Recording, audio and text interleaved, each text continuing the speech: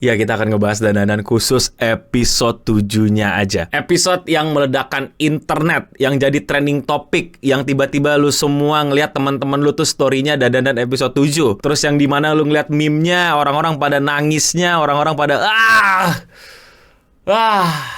Oke, ini apa ya, impression gue ya, kayak apa yang gue rasakan, apa yang bisa gue diskusikan bareng kalian gitu setelah menonton. Dan gila men, akhirnya kita bisa dapetin, nggak tahu ya, 2024 tuh kita kayak di blessing gitu buat para wibu yang suka nonton anime. Itu kayak kita dapat One Piece Fan Leather, terus dan episode 7. Kita tuh kayak ada apa gitu nih, kenapa dewa anime jadi baik sama kita deh. Jadi langsung aja lah kita bahas nih ya, kira-kira bagaimana sih perasaan gue mengenai dan episode 7. Ya nangis lah, tapi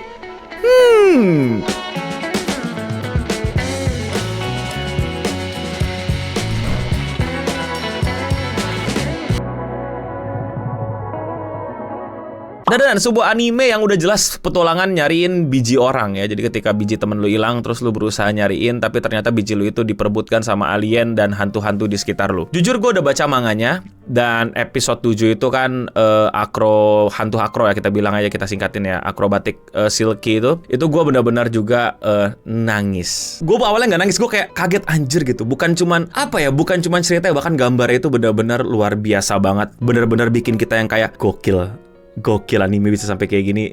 Pergokilan duniawi, sangat-sangat gokil sekali. Bener-bener yang bikin sampai merinding gitu, shivering my spine, apa sih bahasa Inggrisnya, pokoknya wow. Makanya gue punya ekspektasi yang sangat wadidaw sama Science Saru. Lu tahu Science Saru kan? Jadi bodo amat lu bilang gue kebanyakan ekspektasi lu ketinggian. Secara rasional sudah sangat wajar ekspektasi gue tinggi karena di manga bagus banget, dan ini diadaptasi sama Science Saru, dan Science Saru sudah menunjukkan taringnya. Jadi gue penasaran banget apakah episode 7 dianimekan itu akan sangat-sangat lebih membuat gue terkagum-kagum, atau malah kayak ya gagal lu adaptasi ini lu, atau gimana gitu, atau kayak B aja. Dan ternyata gue juga berkaca-kaca, gue juga nangis, tapi gue lebih gimana ya, gue udah nangis, jadi gue udah tahu. Jadi gimana ya, efek emosionalnya nggak terlalu kena karena gue udah tahu bakal kayak gimana. Gue udah tahu story-nya bakal kayak gimana dari manga. Jadi kayak ya udah, manganya udah kayak begitu, gue udah tahu. Cuman gue kagum berkaca-kaca sama bagaimana Science Saru ini mengadaptasikannya. Bagaimana mereka memberikan visual audio yang sungguh-sungguh kayak kasarnya gitu ya, kayak pengen bilang Mappa. Jujutsu Kaisen yang mana tuh gitu. Itu bercandaan gue ya, jangan ngamuk. Tapi bener men, serius men, menurut gue Science Saru ini sebuah gebrakan yang sangat-sangat membuat banyak studio anime tuh harusnya deg-degan gitu. Apa? Ufotable? Kimetsu no Yaiba gitu, kayak no, Science Saru. Kalau yang belum nonton ya tentu saja ini spoiler dong. Halo, ini membahas khusus episode ini spoiler. Sudah pasti spoiler dong. Halo, jadi kalau kalian gak suka spoiler, minggir, gak usah ngamuk-ngamuk di kolom komentar. Jangan nonton ini, lu nonton yang lain, nonton Jack Paul versus Mike Tyson kayak, atau apa kayak, lu nonton apa itu Ferry Irwandi lawan Dukun lah. Ngapain di sini? Halo, tolonglah. Jadi gue sangat-sangat amazed banget pada saat awal-awal tuh yang kita dapat POV maknya lari. Itu bener-bener, gue yakin lu semua juga pasti perasaannya sama. Ini anime apa footage asli? Bener-bener bikin kita bingung, dan ternyata pas gue pause, ini digambar cuy. Kok dia bikin POV ini, terus kayak ya udahlah, skip semua adegan berantemnya, walaupun bagus ya, bukan gue minta skip, maksudnya pembahasannya nggak terlalu harus sedetail apapun kita lihat. Ya boleh lah gue detailin dikit pembahasan mengenai actionnya. Ya buto basonya si Okarun keren, dan penggambaran bagaimana dia nyeruduk dan POV mau ngajar Momo, Okarun buto baso, itu keren banget. Tapi yang lebih keren tentu saja kita nungguin banget adalah flashback-nya si Okra lagi, hantu akro ini ya, yang dimana kayak ya ampun, bagus banget. Kita dikasih penggambaran yang sangat luar biasa gitu, yang kayak apa ya, lu nggak perlu dijelasin. Gimana ya ngejelasin. Bentar, gue coba bantu rangkai di kepala gue ya. Oke, gini, di berbagai macam anime nggak salah, cuman udah jadi kayak semacam template. Kalau lu jelasin masa lalu, tiba-tiba kayak Orewa gitu, kayak masa lalu gua gitu, Bokua gitu, ngejelasin bahwa gua dulu hidup sama siapa, tinggal sama siapa, ngapain aja, ada latarnya lah, ada naratornya, itu ada yang mendalangi gitu, ada yang ngomongin. Jadi kita ngikutin. Di sini kita nggak dapat itu. kita cuma ngeliat orang yang ternyata menjual tubuhnya demi bisa mendapatkan uang. Bahkan dia juga bekerja tambahan sebagai cleaning service. Dia juga tambah baito jadi kasir di Sevel atau di Famima. Lalu dari situasi yang kelam, kita nggak denger semacam dialog apa-apa. Perjalanan pulang itu ada visual yang bener-bener yang kayak gue kalau ingetin aja langsung kayak, ih gila, isi direkturnya ini kurang ajar, bagus banget. Jadi itu kan malam gelap, dia nyampe ke apartemennya gitu, kos-kosannya di Tokyo gitu yang naik ke lantai berapa di pintu belakang. Terus pas dia buka pintu, itu cahayanya masuk. Jadi kayak cahayanya masuk keluar. Kok masuk keluar gimana sih? Dia kayak keluar gitu. Terus kayak indah banget, kayak ngasih tahu kebahagiaan dia di dalam ruangan kecil ini, di ruangan 5x5 ini ada kebahagiaannya. Jadi betapa menyedihkannya dunia gitu loh, Tokyo ini gitu bagi dia. Tapi ada ruangan sekecil 5x5 yang cahayanya sangat terang, sangat indah, sangat menyinari dunia bagi dia. Sampai dia buka pintu aja keluar itu cahaya. Keluarlah anak kecil ompong bilang, "Okasan." Wah, gila.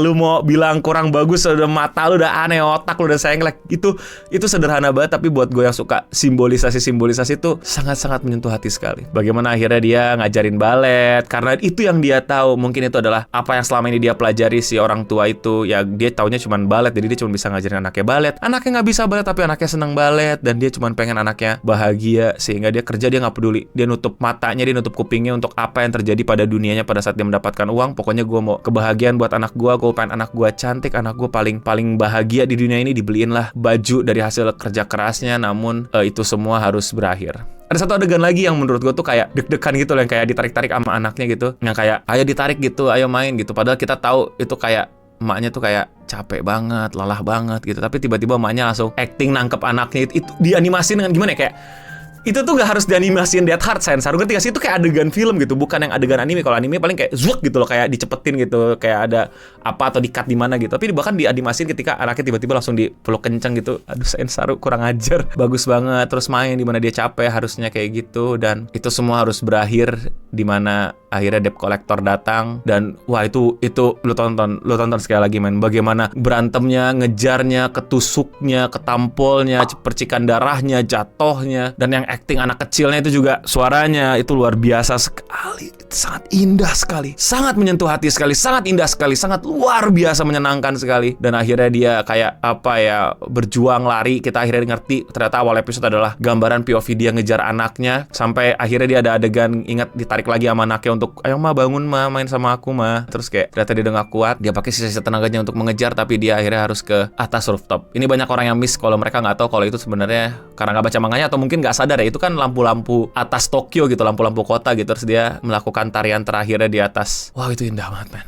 Itu indah banget dah. Jadi air di manga nggak gitu, di manga nggak ada airnya, nggak ada, cuma tahu-tahu di atas, dan dia melakukan the last sleep of fate. Wow, itu oh my god, gila.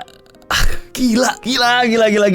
Wahai dewa anime, pastikanlah para SDM Saru digaji dengan layak dan mendapatkan environment kerja yang layak untuk para animator dan segala staffnya, director dan lain-lain. Berikanlah mereka karir yang luar biasa dan penghargaan yang luar biasa juga atas kerja keras mereka di episode 7 ini. Lu tau gak sih, gue tuh sampai bikin story, kalau kalian lihat IG gue kan, makanya follow IG gue gitu. Gue bilang ini kita gak bisa kayak bikin petisi gitu atau gimana, ngomong ke license siapa sih, Muse ya kalau gak salah ya, yang di Indonesia, untuk ini lu gak mau bikin nobar bioskop episode 6 sama 7. Gak apa-apa berbayar, gak usah fan screening, bayar aja gitu. Karena itu kayak dibuat untuk bioskop deh, buat anime bioskop deh, bukan buat ditonton di layar kecil sound system sederhana kayak gini deh. Iya gak sih? Iya gak sih? Coba komen di bawah. Kita bayar gak sih nonton lagi 6-7 di bioskop? Boleh gak sih? Kayak seru deh. Kayaknya menikmati banget deh, kita bakal nangis bareng lagi deh kayaknya. Iya gak sih? Setuju gak sih? Coba komen di bawah. Terus habis itu dengan penggambaran bagaimana akhirnya setan Akro dipeluk ya. Terus bilang arigato, terima kasih atas semuanya. Oh, itu pas ibunya masih arigato. Terus dipeluk lagi ibu gitu. Bagaimana kita juga tahu bahwa Aira juga punya masalah nyari ibunya, yang Aira tuh pengen nunjukin bagaimana dia tuh yang tercantik terbaik gitu, sebagaimana dia pengen dilihat sama ibunya yang udah nggak ada, tapi ternyata dia malah dapat ibu yang lain gitu, dan dia langsung peluk dan bilang, makasih ibu, aku orang yang paling bahagia di dunia ini. Nih, didikan Fujimoto emang nih mangaka, emang ketahuan banget dah. Itu ya secara animasi dan secara visual indah banget. Gue nggak tahu apakah ini bisa menjadi benchmark baru yang harusnya jadi benchmark baru gitu kayak. Dan ini juga pertanda gitu buat industri anime bahwa tunggu aja, sabar aja, nggak usah diburu-buruin gitu.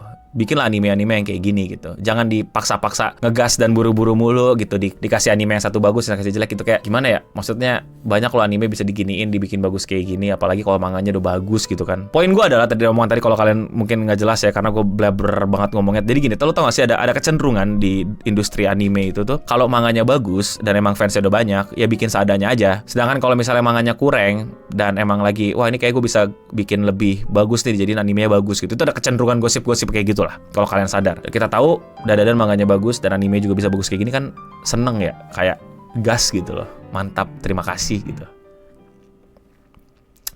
Dan ada satu hal lagi sih yang mungkin kalian nggak tahu dapetin apa enggak, tapi ini gua pribadi ngerasain gitu, bahwa ada salah satu dialog emaknya yang kayak buat gue tuh nyentuh banget. Dan ini balik ke refleksi gue lagi gitu terhadap kehidupan gue, yang kayak, andaikan saja kamu tidak lahir dari rahimku. Gila, itu dialog satu line itu tuh bener-bener kayak, maafin ya, andai aja kamu gak lahir di rahimku. Itu kayak, itu pengingat gitu mungkin buat kita semua gitu yang nantinya pengen punya anak gitu. Apakah lu udah siap ngebahagiain dia dengan segala kekurangan lu, dengan segala struggle lu yang masih belum selesai, dengan segala impian lu yang masih belum tercapai, dan dengan segala ekonomi lu yang masih serba kecukupan aja. Kira-kira yang lahir dari rahim lu atau dari benih lu itu gimana? Apakah nanti lu akan bilang makasih udah lahir, atau lu bilang maaf kamu harus lahir dari rahim yang begini? Merinding anjir. Jarang loh ada orang tua yang bisa ngakuin kalau dia ternyata membuat keputusan yang salah dan akhirnya dia menyesal dan anaknya harus menanggung itu, tapi dia tetap berusaha untuk bikin yang terbaik untuk anaknya. Dan buat yang belum baca manga, gue kasih tau aja. Mungkin gue gak tau ya bakal lebih sedih yang mana, tapi gue sama sedihnya gitu. Mungkin kalian, ini bukan pertama kalinya kalian akan mendapatkan ini kayak Dadan gitu. Dan kayak emosi lo dikocok, diacak-acak kayak gini. Perasaan ini tentang biji-bijian bang, tentang biji hilang terus dicariin bang. Kok begini bang? Siap-siap aja. Komen di bawah menurut kalian, arc mana yang bakal bikin kalian banjir lagi, coba komen di bawah. Dan tentu saja ini Dadan tuh bener-bener kurang ajar banget. Gue gak ngerti deh kayak pada saat lagi sedih-sedihnya gitu kan, I am the happiest gitu kan. Aku yang terbahagia di muka bumi ini. Gue kayak gue mau nangis tapi kayak dipatahin gitu sama nenek turbo. Nenek turbo main hair dryer, anjir. Oh ya, gue juga baru tahu tuh, baca di tweet tuh lucu banget, ada orang bilang kalau di lagu terakhir tuh sebenarnya juga sedih gitu. Nenek turbo yang mainin hair dryer tuh sebenarnya adalah dia kangen kebut-kebutan. Dia pengen ngerasain ngebut lagi tapi nggak bisa ngebut. Aduh. I'm so blessed. Gila, gue hidup di era dimana anime bisa sebagus ini, bisa menyentuh ini, dan visualnya se-upgrade ini. Nggak PowerPoint, nggak tiba-tiba bola 3D, nggak tiba-tiba ngomong doang, dialog banyak, terus scene semua sama scene ini ketemu dikasih petir di tengahnya, terus ngomong aja bibirnya nggak gerak. Kesian fans itu ya. Tapi gue pengen baca-baca pengalaman kalian atau emosi kalian atau apa yang kalian rasakan nontonin Dadan episode 7. Coba komen di bawah. Kalau kalian suka sama pembahasan curhat tentang anime kayak gini dan kalian mau support gue, lakuin dengan sesimpel klik tombol subscribe. Dan ya, sekian Radio Singham untuk episode kali ini. Gue Nabring pamit undur diri, dan untuk kita semua, stay clean and sound.